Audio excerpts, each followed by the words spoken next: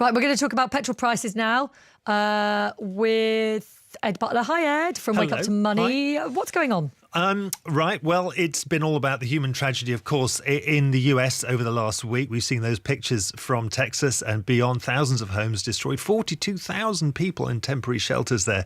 But one of the other consequences is the impact on oil extraction and refining. And a quarter of the refining capacity in the US remains offline, leaving a shortfall of over 4 million barrels a day, apparently. And the RAC here in the UK says that's likely to have a big impact on our petrol prices. It says that the price of a litre could rise by up to 4p, which would take the average price of the fuel above £1.21. Joining me now, Steve Irwin from Portland Fuel Consultancy. Steve, how soon could this reach to the forecourts, this price rise, do you think? Well, I think the price rise that's predicted by the RSC is a little bit overblown, but we will see a rise probably over the next week or two of about a penny or two.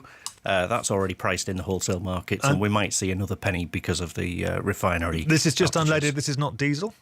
Mostly unleaded. Because the US is a massive petrol-consuming nation, they use about 10 million barrels of petrol a day.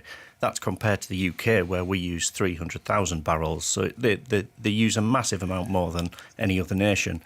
And because they use so much petrol, their demand for petrol is through the roof. And this is why the petrol price is going up faster than the diesel price, because of Hurricane Harvey. We did see a significant impact, didn't we, after Hurricane Katrina 12 years ago? It lasted quite a while. I mean, how long do you think this refining capacity will be offline there in Texas?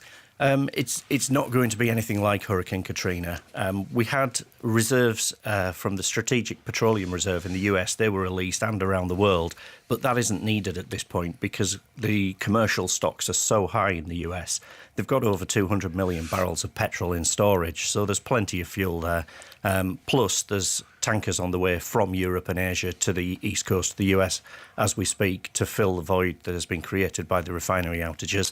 And those refineries are starting to restart their operations over the weekend. OK, some reassurance there for motorists. Steve Irwin from Portland Fuel Consultancy, thanks. Thank you very much.